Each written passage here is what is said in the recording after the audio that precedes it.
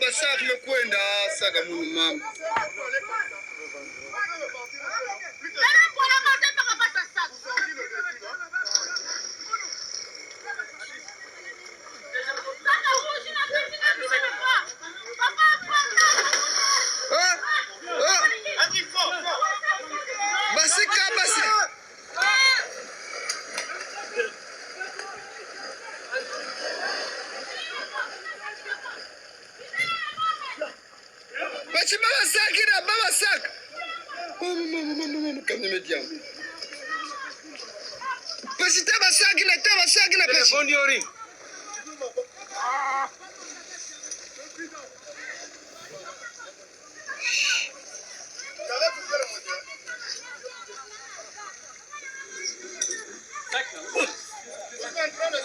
Non, ne viens pas vers là-bas, c'est profond. Mais Adisa bibi kuwa biku boko. Oh, bika. Tala kujamfe kuna. Oh. Mama, aide na basak.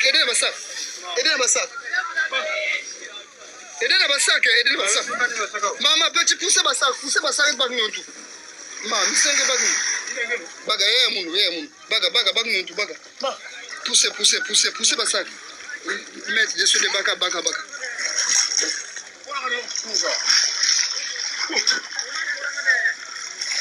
Ah, tiens. Yeah, faux voyage.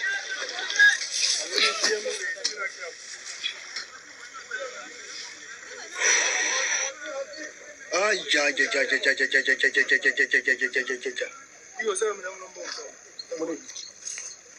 Mais non, là, on va faire comment?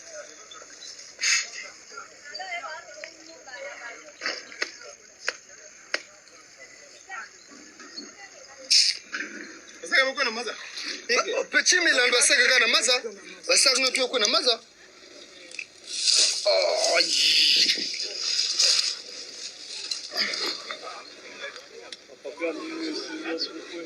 On tous les papiers même mouillés maintenant. S'il te plaît, pardon.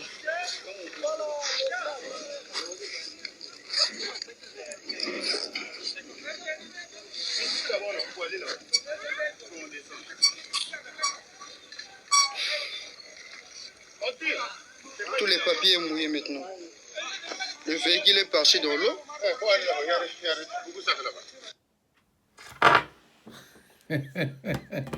Bandeko, makamso de Canafrique, hein? On dirait ça le couteau, hein? Ah! Donc, Moutouka, ils ont mis en tout cas maï. Moutouka qui n'en a maï. Basak va venir Kolanda yango. Ah! Mais ce qu'on l'a dit, au moment où le président, bazo pesa ressources ba candidature na bango, pour bazala toujours ba président. Ah, Afrique za mawa, mutu mwindu pena oba benga pena makake za makake. Donc ozo mona mboka do ndenge za na yango, vraiment eza, mais c'est pas possible. Baninga ba komi soko tali téléphone. Au moni téléphone ndenge zo sala lobi, mais non. Biloko nyoso zo bimaka na téléphone. Mais Afrique a d'abord un problème ya kolia. Problème oeza pena facile na mukili. Ya zana nukuna problème ya kolia. Problème ya komona pasi pona osomba soso. Problème ya kolia ngolo pasi. Biloka pamba. Mes chers frères et sœurs, patriotes, vraiment on a fatigué.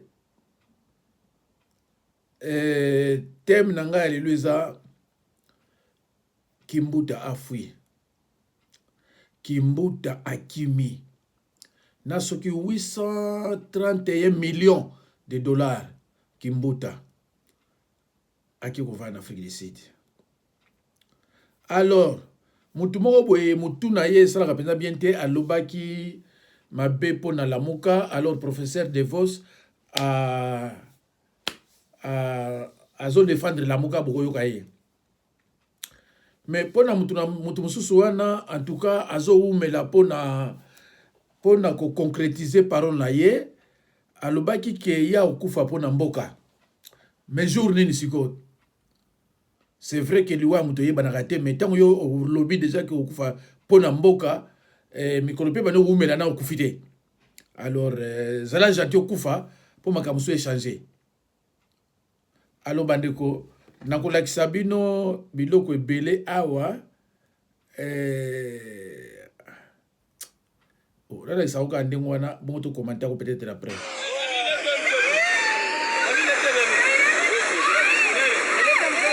Mwaka mmoja umepita sasa na bado ni vigumu kuvuka mto huu wa Sange baada ya daraja hili kukatika kutokana na mafuriko.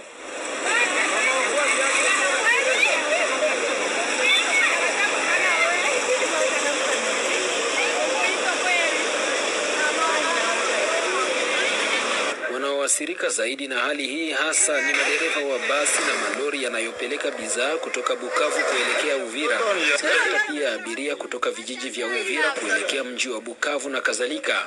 Lakini hali hii inaathiri pia wakazi wa vijiji jirani vya Sange na Kabunambo wanaokuwa na shida ya kuvuka kwenda shambani au katika shughuli zingine. Mpaka leo tunasumbuka kupita kwa gari, motobake, makinga wa migulu vile vile ni tatizo. Sometime tunavuka mtoni, wa mingi wanapata matatizo, miogo wa mama inaenda, ni tatizo kweli. Tungeomba government tusupport mwa hii tatizo. Vile serikali ilishindwa kutengeneza daraja lingine, vijana wa Sange na Kabunambo waliungana pamoja na kutengeneza daraja hili lililosukwa kwa miti na kamba, na ambalo kusema kweli linatia wasiwasi kwa kuwa linaninginia sana juu ya maji na abiria wengi wanashindwa kuvuka. Kisha kujenga daraja hili la miti, vijana hao wanalazimisha kila mpita njia kulipa franka za Kongo 500 ili kugharamia ujenzi wake.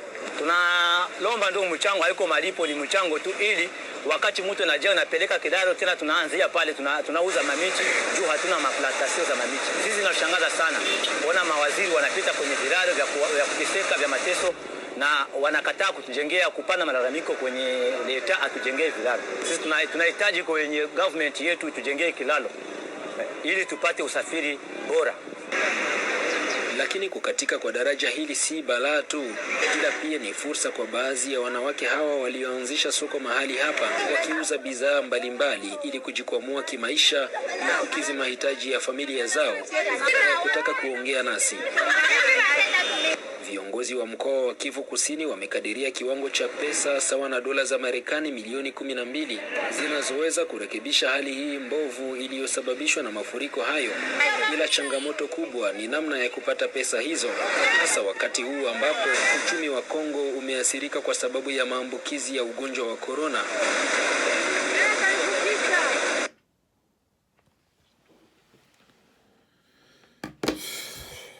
Bandiko ya passé. Oui, bilo mususu sozo like sayango. Ozone dimatique eza na RDC. Moko pe ozone dimatique eza ya solo. Ande ko ngeza triste. Okoyoka kaka oyo ayibi mbongo akimi na ye. Oyo ayibi mbongo akimi na ye. Kuna zuya mbongo ebele akimi na ye. Donc en tout cas sans l'amour du procès à passer. Siko nyonso bande kunanga bo expliquer ngaza fote mundele ya namoni. Ebite kuzo fando otala pe baton balete ba cravate, surtout na Kenya so ke kuna. J'ai des amis là-bas dans le lobby, ici nous ne travaillons pas. Avant de travailler, il faut Kabila alo, parce que Kabila lobby na dit travailler na bisote. Namboko. Combien de ministres namboka ba travailler gâté. So basali ka mo lo mo place bo ba bengi yango soki beto ba kubisi président de la République. Alors que ça musala na été. Le pouvoir n'est pas décentralisé ni na Ibsa Rabino. Et ça m'a abandonné kunanga ya. Et passé. Donc tant on a la mukakaso na tali biloko batu batindi langa nabi mais c'est pas possible. Le député national du parti de Moïse Katumbi était aussi en réunion. Le message a été clair, non à l'union sacrée de la nation. Et ça faut comme président Katumbi. Bato yo ba ina idée, Kabila bendani, ba benda yo ba mission touche président. Monta l'exemple de Vital Kamerhe. Vous assure que Vital Kamerhe a eu 1 million, 2 millions, 3 millions de dollars, ça représente Félix Aeba. Vous assure. Tout coup, tu as famille à président Félix, on a procès, voilà. Bassimi, c'est président Vital Kamerhe touche à sa famille. Le nom de président Abisso, à la Premier ministre, ya union sacrée. Toboïté. Biso toza d'accord. Il y a le président Moïse Zemmour aïe na kati ya concertation pour répondre à l'invitation de Konaye et puis pour le crédibiliser yango. Donc quand il y a union sacrée, na idée que tout sangana to pesa président Félix majorité kwa kamamboka. Si comme nous lobby majorité zaï FCC déjà la majorité sans biso. Donc il y a un président Kabound il y a IDPS lobby, il y a déjà président Félix ça c'est une majorité sans biso. Mais c'est pour continuer. Simon Boulou, président de la DKP, donne ici la motivation de leur action. Au siège du parti, nous y étions. Et maintenant, au Fatima, nous y sommes. C'était juste pour exprimer notre ras-le-bol, pour exprimer notre voix. Nous sommes maintenant contre, je dis bien maintenant, nous sommes maintenant contre l'adhésion de Ensemble pour la République à l'Union sacrée. Nous sommes dans l'opposition républicaine maintenant. Toute initiative viendra pour anéantir le FCC et M. Kabila, nous de Ensemble, nous les Katoumistes, on les soutiendra toujours. C'est pourquoi nous sommes là. Nous ne sommes pas contre les intérêts du peuple congolais. Tout ce qu'on fera pour l'intérêt du peuple congolais, nous, Katoumistes, on va soutenir. Mais nous sommes là pour marteler. Nous sommes plus partants de l'union sacrée pour la nation. Du fait que nos partenaires ne sont pas sérieux, du fait que nos partenaires se sont érigés en défenseurs du FCC. Or, on sait que les défenseurs du FCC attitrés, c'est M. Kabila. Comme maintenant nous avons deux FCC, il y a l'autre FCC qui est au sein de l'Union sacrée, qui a comme autorité morale M. Kabound, et l'FCC qui n'est pas dans l'Union sacrée, qui a comme autorité morale M. Kabila. Donc, au moment opportun, je crois, M. Kabila et M. Kabound vont se réunir pour définir encore une nouvelle politique, comment gérer les deux FCC. Donc, dans ces cas, nous, Katoumistes, soucieux du bien-être commun, nous sommes plus partants. Bandeko, biso atuluba ki Katumbi aza Congolais te, bango po kuna bazuru banandenge na bango. Bon ben voilà. Donc distraction na distraction. Sikoyo union sacrée baza kosala tout Katumbi azwa primature. Sénat ebimana soki bayati Assemblée nationale faut zonga sona FCC. Kabila ndimi soki Katumbi akokende premier ministre là un problème te mais ndimi pourquoi parce que Katumbi pas un étranger. Donc poste union so eza clé na RDC il faut étranger. Jamais ba kocha congolais, il faut qu'étranger. FCC a récupéré sous Assemblée nationale, yé mutakocha président de l'Assemblée et Seni ezana maboko toujours ya Kabila. Kabila lobaki soko lingi na beaucoup faté. Vaut mieux muta simba Seni te. Parce que Seni ndem te pisa avantage. Tango atie président Seni place sur la FCC soko meki na bomayo. Donc tant on proclamer côté na biso. Même tozu 1%, yoza obligé ya kosala ndenge wana. Donc bandeko botala na église ba mindele makambo kolekao.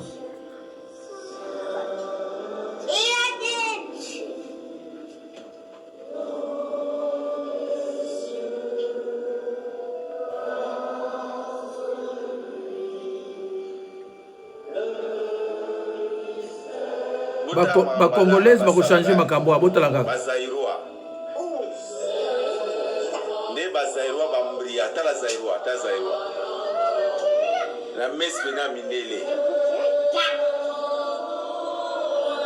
Zairwa pe tala sango kutakamu ta zairwa. Tala zairwa.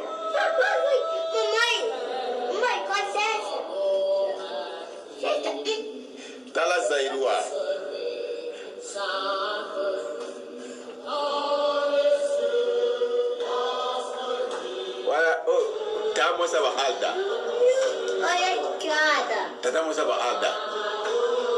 Botami.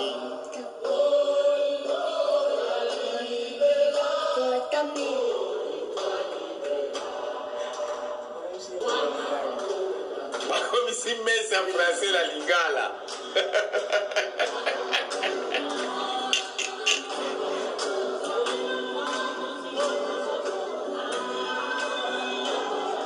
Malanga bakomisi mesa bata français na lingala.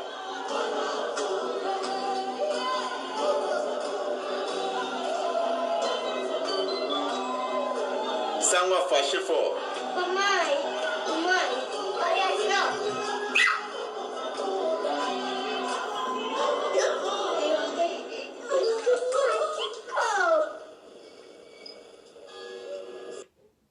Bandeko nazo obligé na longolango bomoni ba congolaise na fête ya bato église ya bato mindele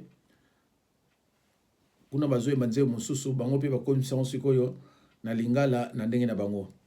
Alors mais bandeko bokotala mutu moko congolais hein mais mutu na ye na banzi azaka azoka même di boma ou bien azaka normal tu bokoyoka likambo azokoloba awa après tokolanda boyoka ye. Sacho ya la muka. Pesa ngai. O pasoli yango. Pesa ngai. Oh. Pesa ngai fado. Non, c'est pas vrai. Pesa ngai. Bozali komona maître Laurent Oniemba. Na pasoli. Yemoko na kati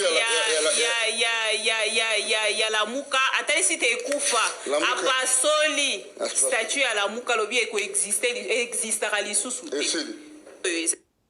Allo bandeko. Est-ce que mutaboza normal congolais donc azosala nyonso wana kabila mona ye abenga ya bino yo vraiment za vrai mutu yaka to détruire mboka kombo na ye na banzi boyoki yango ezanga te mutoko yebisa bino boluka ekolo na ye so aze colonie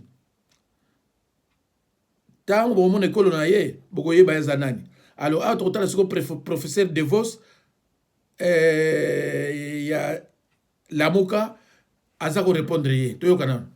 Le président élu, coordonnateur en exercice de Lamuka, a lancé à nos deux anciens camarades, nos deux anciens alliés, notamment Jean-Pierre Bemba, Moïse Katumbi, un appel à la responsabilité. C'est une sonnette d'alarme. La responsabilité voudrait que chacun puisse s'assumer pour dire ce qu'il veut et ce qu'il fait. C'était ça le problème. Alors, bon, maintenant, ça dépend de la manière dont chacun va prendre ça, mais déjà, le porte-parole de Moïse Katumbi vient de passer dans les chaînes locales pour demander la dissolution de Lamuka. Ça m'a un peu tiqué.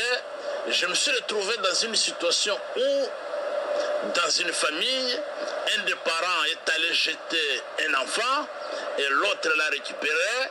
Et celui qui a jeté l'enfant vient fâché pour dire pourquoi vous l'avez récupéré, nous devons les tuer. Et ça, politiquement, et même sur le plan moral, ce n'est pas admissible. Lamuka, c'est une plateforme de combat politique qui s'est assigné les axes prioritaires, parmi lesquels le combat contre les antivaleurs, le combat pour un état de droit, la mobilisation du peuple congolais pour faire respecter les choix des électeurs. Et je crois que ce combat-là, quand on est fatigué de les mener, il faut se déterminer pour dire, chers amis, je crois que nous avons été ensemble et je suis essoufflé et pour moi, je m'arrête là, vous pouvez continuer. C'est très gentil et c'est pas la première fois qu'on peut remarquer ce genre d'aveu d'impuissance ou d'échec dans la Mouka. Je vous l'ai dit et je vous le répète, le coordonnateur en exercice de la Mouka n'a exclu personne.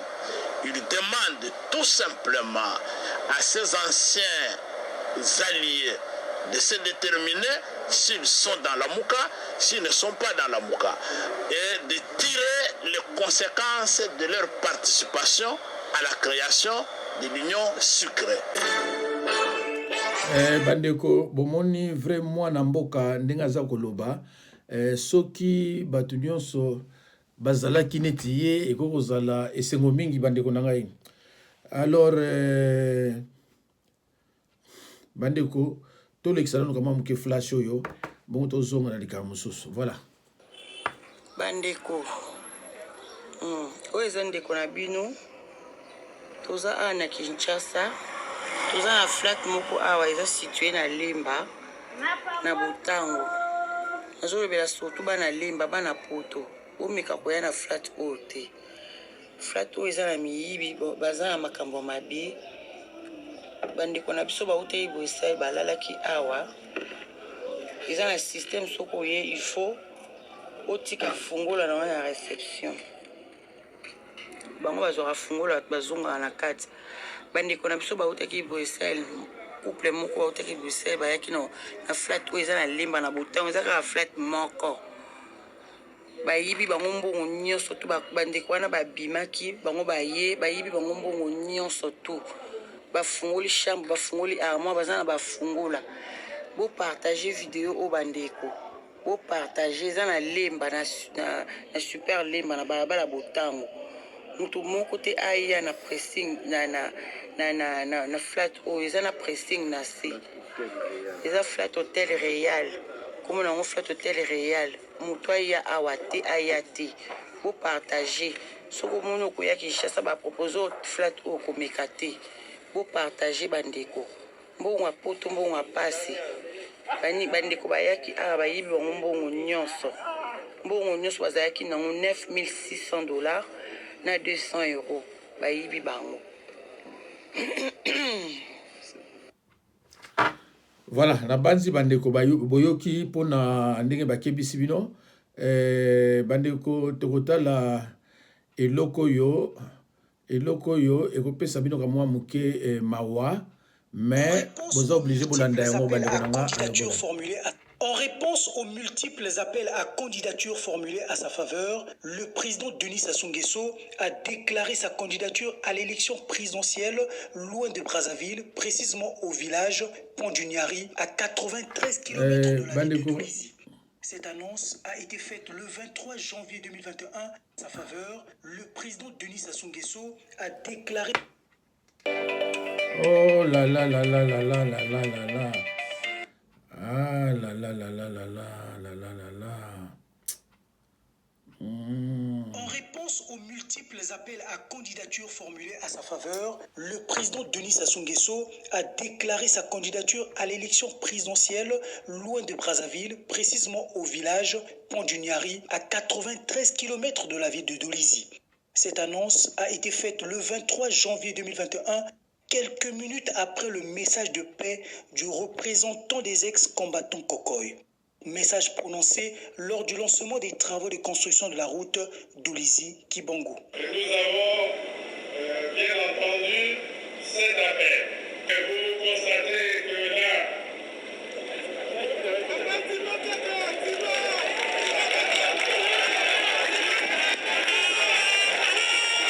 les jeunes, surtout eux, nous ont pratiquement placé dans le corner, dans l'angle, et nous disons que oui, nous nous portons candidats à l'élection présidentielle. La confirmation de la candidature de Denis Sassou Nguesso représente pour le Parti congolais du travail un motif de satisfaction et de responsabilité. C'est un message fort, un message d'unité nationale. Et ce message, nous le tenons, nous le gardons avec beaucoup de subtilité et nous avançons avec le président jusqu'à sa victoire. Nous sommes contents, satisfaits de la réponse du président. Président du comité central du PCT et de la majorité présidentielle, Denis Sassou Nguesso entame sa nouvelle course pour un second mandat depuis la consécration de la nouvelle République le 25 octobre 2015. Bandeko. Bon, Mutaboye, tango Kabila za komona. Mutaboye tango Kabila zomona. Tango bazokutana na Bakabila. Tango bazokutana na Bachilombo. Ah, bandeko za mawa. Sassou Nguesso. Malgré na biloko nyonso ya sali, na banene nyonso ya sali, mais azopesa sous candidature, azala toujours président de la République, alors qu'il n'a rien. Ah, ndeko ya pasi pour les Africains. Mais comment ça comme ça la poste roningi sur Kolongwate?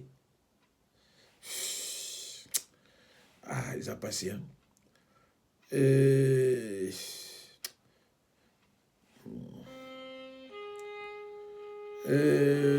bandeko na ngai eza passé nzambe na ngai imi babeta biso ba vaccin bapesi Félix condition balobi na ye soki oboyi ba vaccin wana ebetama na peuple te communauté internationale bako reconnaître ye te comme président bana ya Congo bolamuka oyo koyi makambo mosusu ezoyela biso bolamuka bana ya Congo boningana ba vaccin se ekoti oyo topeselaka toloboyaka non au vaccin au Congo mais lelo oyo Félix Tshisekedi andimi babeta biso ba vaccin mpona kaka ba reconnaître aza président bandeko na ngai bolamuka boza message oyo bopartage ntina ba province boningana bozala vigilant bandeko likambo ya vaccin oyo eza mawa likambo ya vaccin oyo bokomi kokende yango na Afrique obligé bato. C'est pour cela mes chers frères et sœurs, chers compatriotes, je vous ai d'abord toujours demandé vaccin oyo biso tozwaka oyo Mobutu asignaka na bamindele bapesa biso vaccin eza awawa. Bandeko bo meka ko réfléchir. Comment ça se fait que Bakabila ba Rwandais ba Kagame ba raisonnera bien. Tala, au gros qu'en États-Unis, au moins bato belé, baza ba fanatique à Katumbi. Donc Congolais lingaka azra toujours na sima ya moto. Kende pa Kabila tande baza belé. Vaccin oyo. Tala ni bazo forcer biso na vaccin oyo parce que ba ibi kamoni ne bomba na kati wana. Donc, si qu'on faut comprendre que vaccin au ba pesaka biso wana au ba tchaka biso, c'est que ça sera quelque chose. Mundele a cause la tête que ba ko tchabiso vaccin quand on le salaire. C'est que ça sera quelque chose Mobutu ayeba ki yango accueilli yango na lobaki après moi c'est le déluge. Ah mais oui, Mobutu ko belo wana pamba te. Ndoki. Abi après moi c'est le déluge.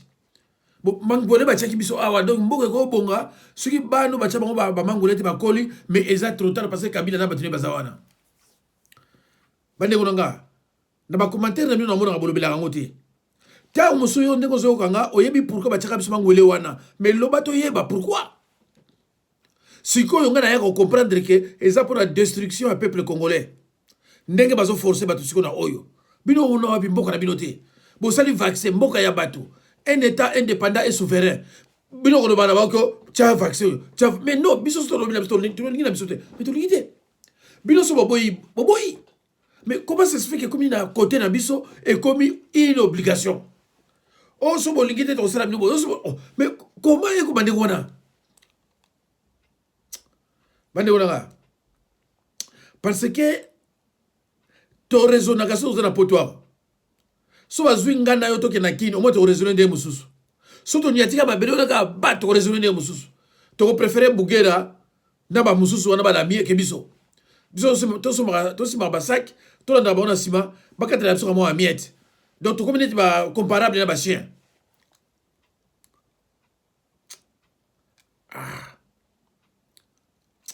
siko yo banda inyo sacré salamaki ba bina nani oyo yo Zambien yo pe que non siko désordre na yo.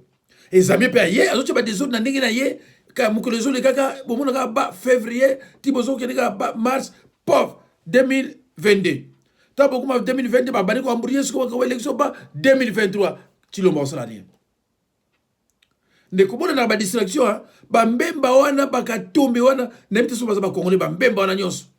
Na yebité tilombo mbemba katumbi na ebité ba makina na bango elmo pe ekena mona coïncidence mo ekuta na côté mo boba moko azape na ye ah non ba congolais te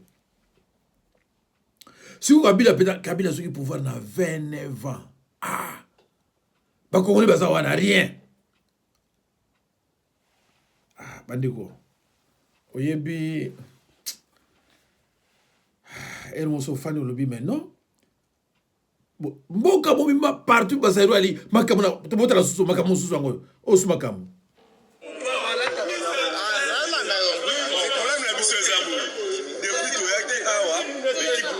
charge awa kaka ba jeu congolais ba ka wana ba coronavirus agent musuba ki ba pays musuba ka ba monter toza surprise sur le lot ça que très jeune à bisol susu baza ka coronavirus donc eza guerre ya eto ba bongala ça moi le tombe dans ça ba biloko wana c'est comme ça lobby biso na tongo tolongo na kisha na so ko côté ba joueur bazali ba kometa ba le lobby te so Cameroun organiser mais azala ba joueur hier a profité que moni que tous affaires sur le terrain les ba bisa so coronavirus biso to y a la délégation plus de 200 et quelques personnes attends moi que le coronavirus te ensuite ba joueur ba contrôler ba chaque jour ba mettre dans la Ligue des Champions ba mettre dans championnat mineur ba contrôler ba coronavirus ça va kai mo ala ka Cameroun l'homme va remettre à chaîne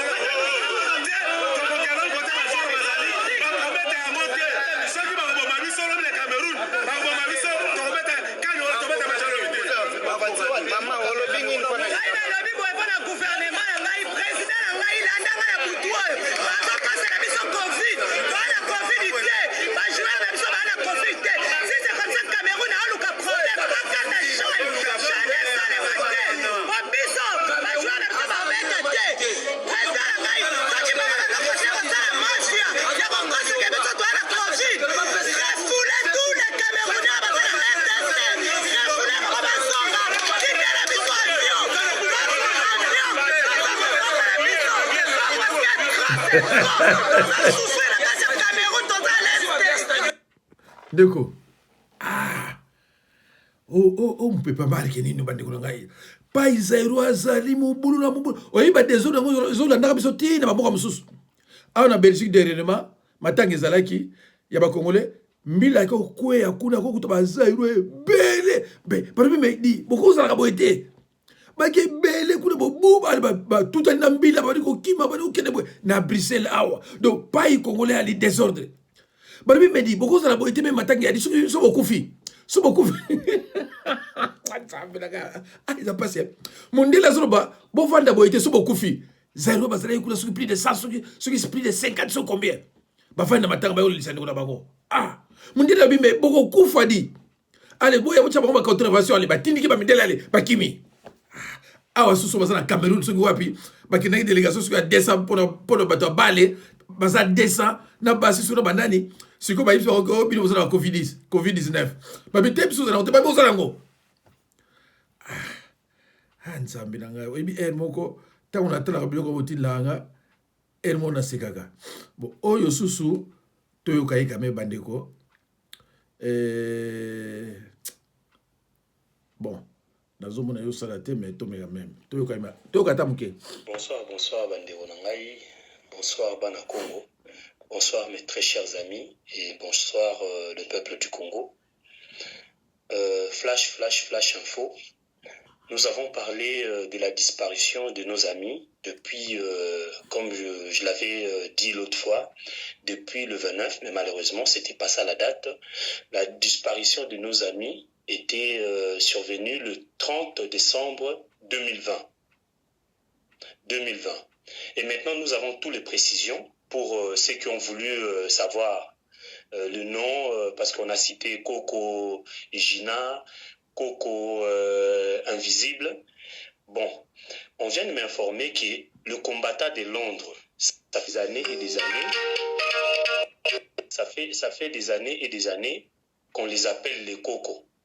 Donc il y a Coco Gina, il y a Coco Invisible, il y a Coco Matoné. Matolin et Kimbangu, qui aussi était appelé Coco. Il y en a encore plusieurs. Mais ce qui est vrai, que pour l'instant, on avait 3 Cocos de Londres à Kinshasa. 3 Cocos de Londres. 3 Cocos de Londres. S'il vous plaît, mes chers amis, partagez cette vidéo parce que c'est sérieux. On avait 3 Cocos de Londres. 3 Cocos de Londres. Coco Gina, Coco Invisible et Coco Matoné. Mais à ma grande surprise, Matoné, c'est un grand frère que je respecte beaucoup. C'est vraiment un ami de lutte. C'est un grand combattant, comme Coco Gina, comme Coco Invisible. Mais là, à ma grande surprise, sur les 3 Cocos partis à Kinshasa de Londres, nous avons Coco Gina qui est porté disparu. Nous avons Coco Invisible, qui est aussi porté disparu. Mais nous avons Coco Matoné, qui insulte la résistance congolaise. Donc nous devons maintenant nous poser des questions. Est-ce qu'il n'y a pas quelque chose qui doit clocher dans cette histoire? Nous avons 3 Coco qui sont partis à Kinshasa de Londres. Coco Matoné Kimbangu. Nous avons Coco Gina. Nous avons Coco Invisible qui sont partis à Kinshasa. Mais quand même, Coco Matoné est à Kinshasa, en vie et viable. Mais il y a Coco Invisible qui est porté disparu depuis le 30 décembre 2020. Nous avons Coco Gina qui est porté disparu. Mais Coco Gina et Coco Invisible étaient au Congo-Brazzaville. Ça nous étonne que nous avons des informations qui ont été livrées par le gouvernement de Sassou Nguesso, qui a livré nos frères à son petit frère Chilombo. Donc Coco Gina et Coco Invisible ont été livrés par le gouvernement de Sassou Nguesso. Parce que ces gens sont partis de Londres jusqu'au Congo-Brazzaville, à Brazzaville. Mais portés disparus à Brazzaville le 30 décembre 2020. Nous avons maintenant des informations qui nous parviennent de l'ANR, que ces gens ont été vus à l'ANR le 30 décembre 2020. Donc, très chers compatriotes, c'est sérieux. Nous devons partager cette vidéo afin que nous puissions savoir où se trouvent nos 2 Cocos. Parce que nous avons 3 Cocos. Coco Kimbangu, Matoné Kimbangu à Kinshasa, et 2 Cocos qui sont venus à Brazzaville, Coco Gina et Coco Invisible, qui sont portés disparus depuis le 30 décembre 2020. Coco Gina, de son vrai nom, Gina Muzungu. Coco Invisible, de son vrai nom. Ça, je n'ai pas encore de précision, mais il s'appelle Thierry Sissi. Il s'appelle Thierry Sissi. Coco Invisible. Il faisait partie du parti de Christian Malanga. Parti de Christian Malanga, Coco Invisible. Et Coco Gina qui s'appelle Gina Muzungu. Donc vous qui vraiment faisiez la pression de savoir si c'était de vrais noms, Coco Kimbangu, on vient de nous informer que à Londres, tous les résistants, donc ça veut dire que le leader de la résistance prenait toujours le nom de Coco, comme Coco Matoné Kimbangu. Coco Matoné Kimbangu, qui est à Kinshasa, précisément à Kinshasa, qu'on vient de nous informer qu'il est en vie, viable, et il voit les gens. Mais nous avons Coco Gina, qui est porté disparu depuis le 30 décembre à Brazzaville. Nous avons Coco Invisible, Coco Gina de son vrai nom, qui s'appelle Gina Muzungu. Coco Invisible, de son vrai nom, Thierry Nsisi.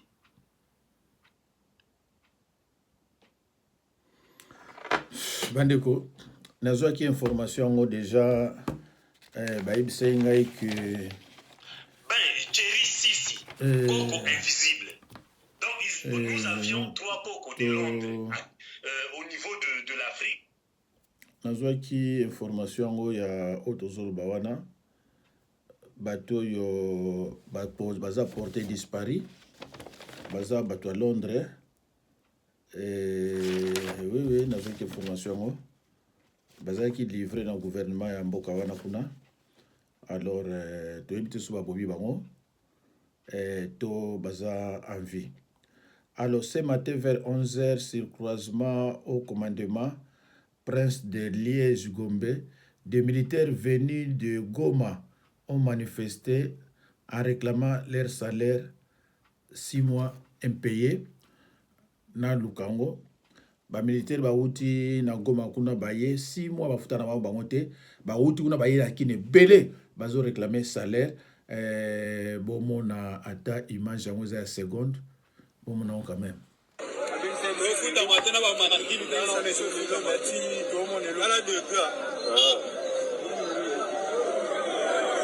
bon. Vous allez avoir 5 mois et payer pour ce matin.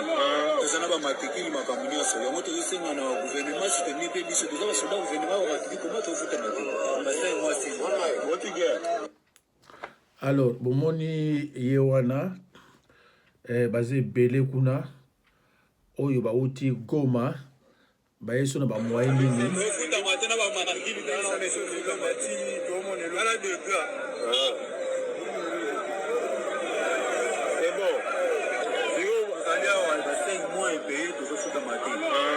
matekili makambo nyonso yango tozosenga na gouvernement soutenir mpe biso toza basoda gouvernement bakatiki koma tofuta mateka basai mwasi quel pays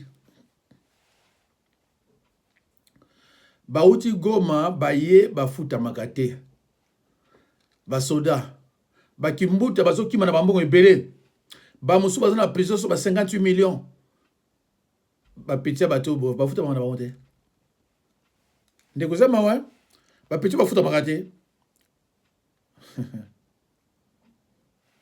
s'est résolument engagé dans la redynamisation des activités du service national, tel que le veut le commandant suprême des forces armées de la République, de la police nationale congolaise et du service national, Félix Antoine Tshisekedi Tshilombo. Ça, c'est du bon maïs. Tu vois, toute cette zone ici, c'est vraiment du bon maïs. Donc, lorsque vous avez semé qu'avec le MPK, par exemple, à 30 jours, le maïs avec le MPK est à cette taille, pendant que celui avec le green soup peut être à cette taille ici. Oui. Donc, vous profitez de l'humidité, vous profitez du... Ça va booster le maïs. Donc, ici, l'une des leçons que nous devons tirer, il faut toujours commencer à semer avec le green soup. Oui. Donc, dès les semis, vous boostez la plante. Après les centres pilotes de Kanyamakasese, dans la province du Olumami, c'est autour du centre de production agricole de Novo, dans les territoires de Songololo, province du Congo central. Le modèle de Kanyamakasese a été dupliqué dans ces sites pour lutter contre la carence en maïs dans la ville-province de Kinshasa et ses environs. Pour cette phase expérimentale, des vastes étendues de terre ont été cultivés et n'attendent que la récolte. Les maïs cultivés ici à Lovo ont atteint leur maturité. Les Kananga Chikapa sont tombés. Cette fois, c'est le tour de Kinshasa qui va tomber, Matadi qui va tomber. Donc le service national va ravitailler à gogo. Je le répète encore, ça ce n'est qu'une année d'expérimentation, une année expérimentale. La vision du chef de l'État, nous sommes en train de la matérialiser. Et voilà les résultats. En si peu de temps. En 2 ans, le service national, voilà ce qu'il est capable de produire. Donc dans les 2 prochaines années, ça sera, je ne sais pas moi quoi. On ne parlera plus de pénurie de maïs ou de haricots ou quoi que ce soit. Donc c'est faisable. Au Congo, c'est faisable. Donc nous n'avons pas envié le maïs qui est produit en Afrique du Sud. Vous voyez, c'est dans le champ du service national. Ici, nous sommes à 41 km de Kimpese. Nous sommes voisins avec Ulungongo, dans le Bas-Congo. Donc dans le Bas-Congo, ici, on peut produire des millions de tonnes de maïs. Il n'y a pas que Kanyamakasese dans les Katanga. Le Congo a vocation, comme on le dit, 80 millions de terres arables. Imaginez-vous, nous ne sommes même pas à 0,01% qu'on exploite. Si on exploitait ne fût-ce que 1%, ça fait combien? Ça fait 800 000 ndeko na longoli yango mboka ya désordre bazoluka bango na este bakende bitumba po ba libérer peuple ya kuna bango bazolakisa biso makambo bilanga ya masango. Mais est-ce que on eza musana bino nembo ndatsemi aloba bopesanga mbongo ebele na kende ko sala babilanga na zo bato sala bilanga na mboka na ngai na province na ngai te botiki boboyi bino ba peuple nomade bino mtono no sala ngosiko kuna bino bozana teni boki no bunda kuna bo libérer peuple bozoki ne kuta masango. Ah, quel mboka de ma minge maka masango taliote. Est-ce que le ministre de l'Agriculture a été et comme il m'a armé et ça m'a bêté ce qui m'a fait bien ouais aider pour peuple là mais mboka siko kuna baninga bazana otage bino bozo ya kuta masango et puis na province la binoté ba nomade ma ouais peuple kuna bazo boma bango sa défense bino bozo na teni oh bozo la sabata masango banine mais bozo ba vraiment mawa mingi ndeko ya mawa ndeko Kimbuta aza na Afrique du Sud. Kimbuta ako bombama na Afrique du Sud. Apanza bambongo na babanki na Dubai partout. Afin de kuna kimia. Donc Kabila aza mauvais. Abane ko sala la Chilombo liste ya ba miyibi nyoso ya kokanga. Ba mende banani baza kuna. Donc tango bakangi kamere. Ye Kimbuta yoki yango. Kena liste wana ye pa ali. Momeli Diamba. Asali ba manevre na ya bambongo msuya yaki na bakini ko kimisa on tout ça na cimetière ya Kimbuta ateli ko abandonner yango na ba $50 soki ya aéroport ateli ko abandonner yango akini Afrique du Sud. Na 837 millions. Kamere akotaki pona 57 millions. Ye Kimbuta 837 millions akimi na ona na Afrique du Sud. Akofana yekuna. Ole pe baluka Interpol po azongisi na kin te avandi. Kimbuta na zo ebisa bo Kimbuta yokanga. Zonga na malembe ya kozongisa mbongo wana. Ya kozongisa mbongo wana ibiso Kimbuta Momeli Diamba. Banako vanda ozo souffrir na Amiens. Kimbuta awa na France banako vanda na Amiens mu souffra. Kuna ovomela Badiamba okomi gouverneur ale oyibi mbongo okimi. Merci. Merci. Liwa epona mutambongo te pona pe pauvreté. Merci beaucoup Kimbuta. Mena yebi sio kusukilo mabe. Eko sukilo mabe Kimbuta. Ozana kinte. Pourquoi ozana kinte? Pourquoi bazolo bangote Kimbuta ozana kinte? Kimbuta kinte, Kimbuta kima na mbongo. Azana Afrique du Sud. Naba Rubero sura banani basuba skima bakinana no ko bom sambo bazozonga basura de mbongo tu. Ezo bimaka na ngaka peuple mona nzala mbongo ezo bimaka na ngaka peuple mona nzala tilo mpeko zona ndenge na yake nango o msuwa tamura na poche mwasi ya Kabila tamura na sac azo tiangwa wa metala ba elebsu 1 million na katika ya mwa sac wana mama mingi ya kwa mzo za mtema mabebe c'est triste ma wa bandeko a pe kale lango lina on se souster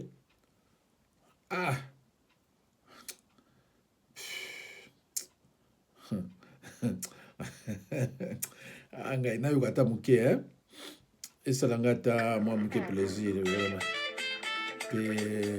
et ça me plaisir quand même.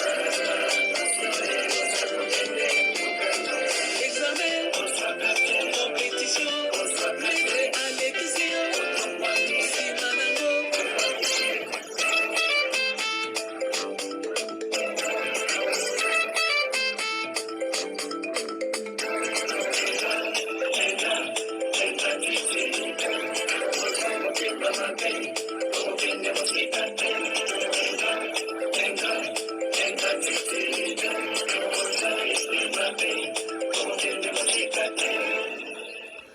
bandeko siko mabeni nga sali mabeni ninga la sali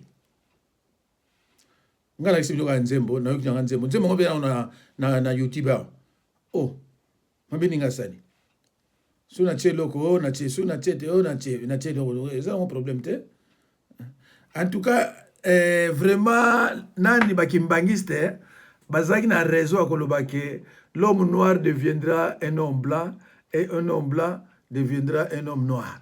Ah, quelle transformation Kabondi. Kabondi aki noir. Tala Kabondi yao. Hein? Tala Kabondi. Moulouba. Ah, les catholiques avaient vraiment raison de dire. Non, pas les catholiques, les kimbangistes avaient raison de dire que l'homme noir deviendra un homme blanc. Il y a solo un mot. Merci. Boutin denga ma photo. Na like ça yango. Oyo makamunini. Déjà sur l'état de droit, comme un état brisé. Le bureau d'âge n'a pas compétence. Il y a un statut sur le gouvernement. Papa kutu teni, atikala soko na teni mibale. Akobetela moko na te simel moko na msusu basoko la siko toko vivre ndenge nini. Banga zobela ngamu obela. Ngwe state. Eloko tilombo alukinsora mboko toyebi te kutu suka. Yiba na yo, sala nde so sala. Soko ba vina ba Canada na États-Unis. Zona obo mengo mutu kwa zo ki yango. Mesuka la ngo mutu zo ki conséquence ila ki. Chilombo fongola l'école bala batanga. Pardon. Kabila a violé la Constitution. Chilombo vient maintenant d'assassiner la Constitution. C'est Félix Oyalingi, tout comme un niveau wana, et ça peuple était, et ça Félix lui-même, et ça Kabila était, et ça FCCT, c'est Chilombo avec son IDPS. Voilà l'éducation bana. Mais le nom Vital Kamerhe a accueilli. Il a fallu pas ça mouti INC. Mais pas qu'il y ait des résolutions, moutement de la Constitution et lobby. Ceux qui ont commis président de la République à ce moment-là, vous allez présider à Bayakate, il y a Bayansité, il y a Baloubaté. Mais autres hommes, il y a Chilombo, et les hommes, ça a été président, il y a Balou, il y a Balou. Entre la RDC, un Bemba l'union sacrée, soutenir la vision de M. Félix Tshisekedi, un Bemba à Lamouka pour soutenir la vision de Lamouka. Tu vas soutenir combien de visions? Nous félicitons le président Fayoulou, la décision a vu pour Jean-Pierre Bemba, Nakatumbi. Vous êtes des serpents. Si l'homme a vécu en Europe, il y a des cultures européennes, lorsque ça ne tient pas, il démissionne. Ofana kuna mingi. Somo ni kezo simba te ozimbongo oyibi. Obongi. Démissionner tika mboka parce que ozoko ko kamba mboka ke. Andeko biloko oyo bato ba lobby soki ngam tra lobby yango ndeye grave. Soki ngam tra lobby yango ndeye grave. Sikoyo Chilombo akende ne pa Museveni bazoli ngam tra tindeke. Chilombo ki pa Museveni na Uganda kuna bazoli na bango baseka na bango bazala bango à l'aise. Botala kasi.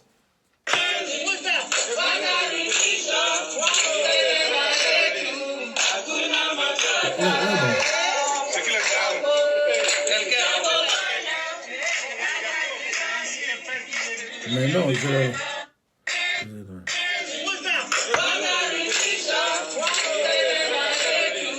ils ont mon avis,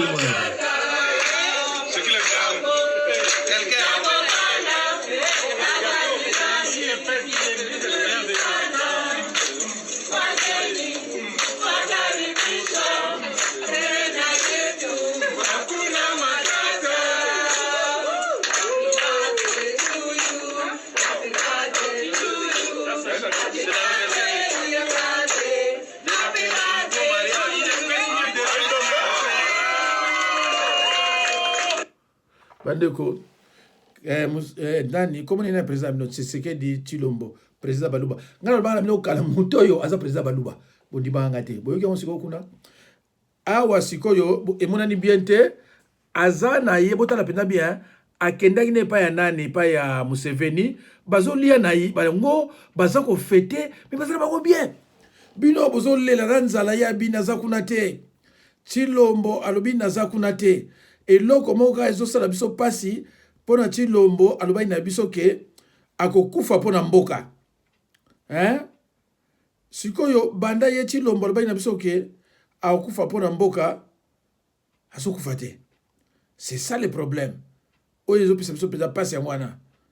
Po ye alobaki akufa mpona mboka. Mais azokufa mpona mboka te. Alors bandeko erekoki natika bino nazoyebisa bino bolanda maloba ya Félix te. Ce que Félix dit, ce n'est pas ce que Félix fait. Félix ayebi ke ba Congolais bazali ba applaudisseurs. Félix ayebi so alobi oh soki na komi président na yo cha état major na Kivu. Wow! Béton état major na Kivu. Lelo mbula combien banda Félix a komi président. Alobaki dès que les mêmes jours nazo comme président, le lendemain état major na Kivu. Qui lelo état major na Kivu ezali? Il a dit il va mourir pour la paix. Alali combien de jours na Kivu kuna? Pour se sacrifier pour la paix. Parce que si Félix a confié l'élo, attaquer Moutabomi Félix, et voilà, Rwandais Kimia de Kota Namboka Nabiso. Mais ce qu'on demande à Félix, c'est de mourir. Nous, Félix, on n'a pas besoin d'une personne comme Félix. Nous, c'est la paix qu'on a besoin. Il faut mourir vite. Il faut mourir vite. Vous avez promis de mourir pour la paix. Alors que les Congolais ont besoin de cette paix, il faut mourir vite, mon frère. Il faut mourir vite. Voilà. Si on perdait Félix, qu'est-ce qu'on va perdre? Les Congos vont perdre rien du tout. Rien du tout. Un mabouni de moins. Un matamata de moins. Ah, voilà. Rien du tout. Alors, il faut mourir. C'est la paix qu'on a besoin au Congo. Ngam na lobi yango te yemoko na yebi boya ko finga ngai yemoko mutaloba akokufa pona pe na mboka na biso.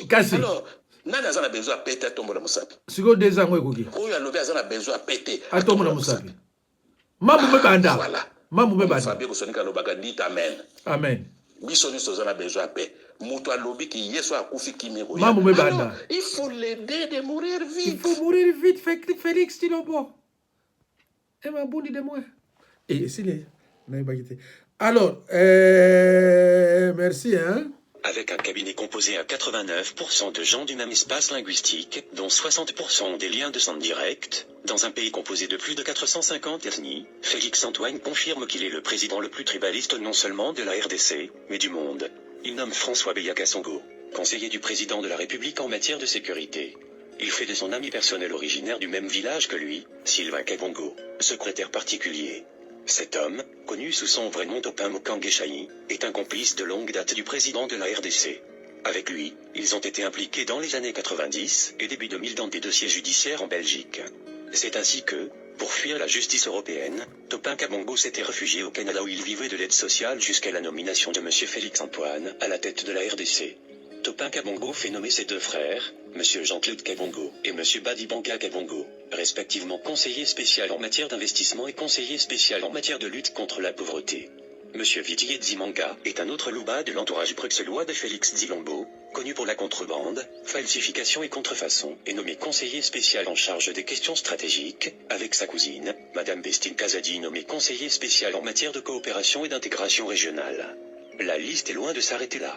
Félix Dzilombo nomme son oncle, connu sous le nom d'Abeteo Dzilomba, comme conseiller principal au Collège Culture, Arts et Questions Religieuses.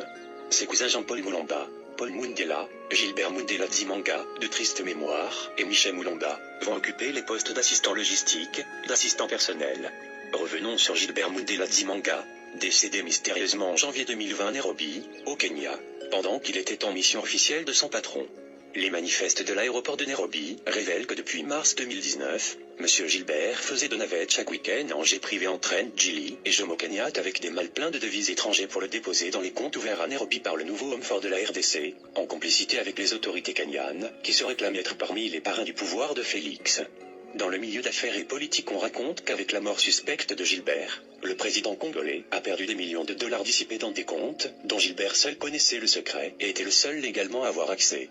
On raconte même que sa mort, liée à cette volonté de soustraire Félix, a accédé son butin caché au Kenya. Et depuis, le président de la RDC n'a plus de bonnes relations personnelles avec les autorités kenyanes. Revenons à notre chronique du tribalisme à la tête de la RDC. D'autres proches loupas de l'ethnie du président congolais occupent des postes tout autant stratégiques que lucratifs. Alexandre Kayebé sera nommé conseiller spécial en matière d'infrastructure. Roger Kamba va laisser sa pratique médicale en pédiatrie au Canada pour devenir conseiller spécial en charge de couverture des maladies universelles. Monsieur Marcel Kalobidzi Mankanda deviendra conseiller principal au Collège des relations avec les institutions, services et organismes publics. Le sulfureux Marcelin Bilomba est nommé conseiller principal au Collège économie et finances. Le cousin de Félix Ambroise Kazambou Mokinei est porté à la tête du déconseiller en charge de planification, agriculture, pêche et élevage. Le collège infrastructure sera confié à David Mukeba Kalangé. Madame Kalilouda prendra le collège urbanisme et environnement. Le président congolais ne s'arrête pas là. Décidément, il veut donner une santé financière à sa famille biologique aux dépens des finances de la République. Il fait de Patrick Poililu Abeya et de Nicolas Kazadi ses ambassadeurs itinérants. Il va chercher son gourou Yazuki Tanguay et fait de lui haut représentant et envoyé spécial et place José Kazadimboui comme un de ses représentants personnels, alors que Rémi Kankou devient son envoyé spécial, M. Alain Tatibilolo son intendant, M. Jacques Ilonga Mouila, décédé, Clarisse Kankou, Gabin Kalambayi Kapena, M. Francis Kayebé et son cousin Taylor Lubanga deviennent tous ses chargés de mission. Ses cousines Clémentine Zibola et Mme Bibiche Kabegele deviennent respectivement secrétaires administratifs et chargés des relations publiques.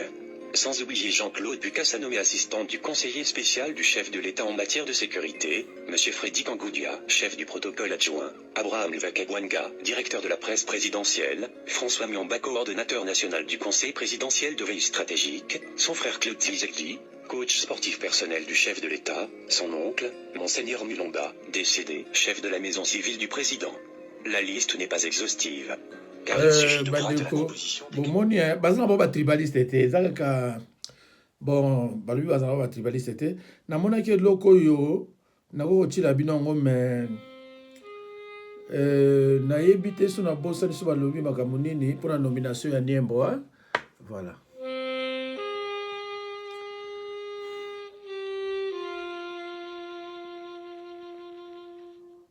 Avec la nomination de Guinan Yembo au remplacement de Vital Kamere, comme directeur de cabinet de Félix Tshisekedi, l'UNC vient une fois de plus de se faire rouler comme dans l'affaire 100 jours. Guinan Yembo, ami intime de Félix Tshisekedi, est un des 3 têtes de peloton des Rangers de Volué, composé de Félix Tshisekedi, Sami Badibanga et Guinan Yembo. Ce groupe formé autour d'Étienne Tshisekedi après l'élection présidentielle de 2011, composé exclusivement des enfants d'Étienne Tshisekedi et de leurs amis et cousins les plus proches, avait pour but de négocier avec le pouvoir de Kabila grâce aux contacts établis via Kalev, Mugalou, la sœur d'Étienne Tshisekedi Madame Eugénie Zita, et la veuve de Tshisekedi Madame Marthe. C'est derrière le dos d'Étienne Tshisekedi que, entre 2014 et 2017, les Rangers vont entamer des négociations à Ibiza, Venise, Paris et Bruxelles. Et Félix Tshisekedi ayant été mis au courant de la maladie neurodégénérative caractérisée par une perte progressive de la mémoire et de certaines fonctions intellectuelles, dont son père Étienne Tshisekedi était diagnostiqué en 2014, lui et ses Rangers vont décider de prendre le contrôle total de l'IDPS. En réalité, Guinan Yembo a toujours été directeur de cabinet de Félix Tshisekedi depuis 2011. Et d'ailleurs il est l'un des stratèges qui ont façonné Félix Tshilombo et lui ont mis à l'esprit l'idée de contrôler l'UDPS et de négocier avec Kabila.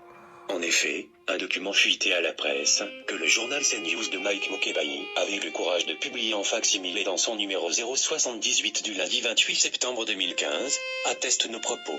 Ce document révélait déjà qu'en février 2015, à la demande de Félix Tshisekedi, Guinan Yembo avait mis en place une équipe de 11 personnes. Alors, retenez bien ces noms, à savoir Dakatiamo, Aristote Mutombo, parce que Boyoki déjà Dieudonné Lobo, Félix Tshisekedi, Oyo Soye Akoye Koloba. lui-même, Jacques Alors Tshisekedi, bandeko Tchopambi, namoni il faut kabwana Nzambe apamola bino à la prochaine occasion. Merci beaucoup.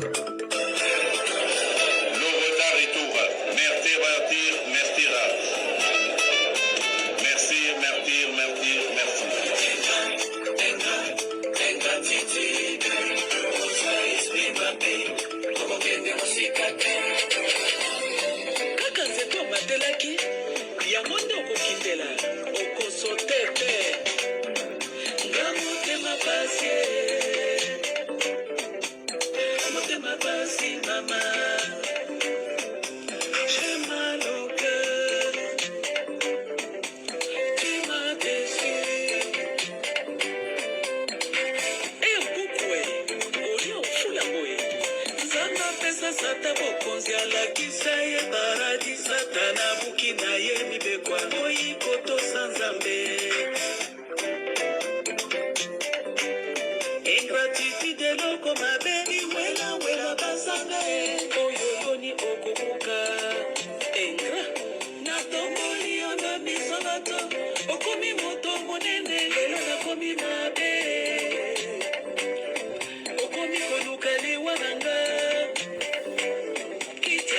sepesi yo liboma na makusa oyebi kolamba te lolendo kaka ya pamba kolula kaka monzele kotonga kofinga ngai tokopokwa ala retroviseur le corbeau et les renards trahison eloko mabe shida teka yesu mpona mbongo sukasuka alela ye ala retroviseur bolamu soba na regrete nga motema pasi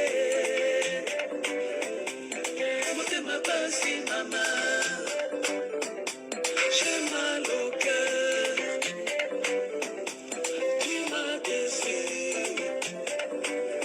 la reconnaissance n'est pas de ce monde mama ndoki basovaka ye te akolia yo mokolo kolia ligorodo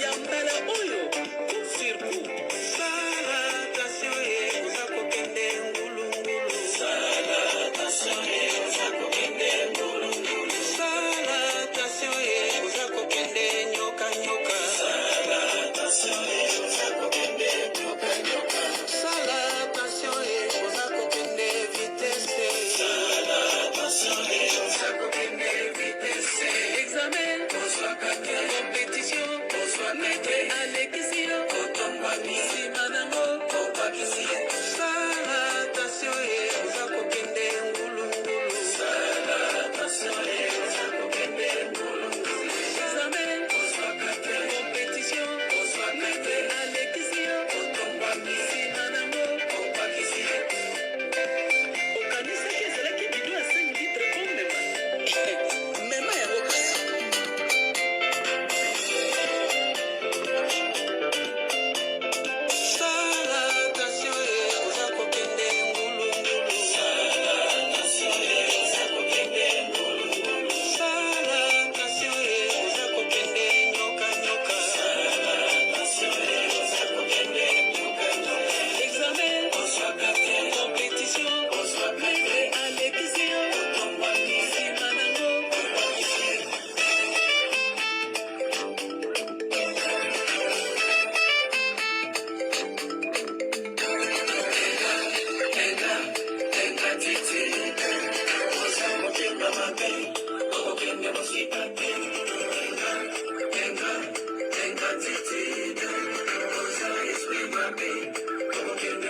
Tenga,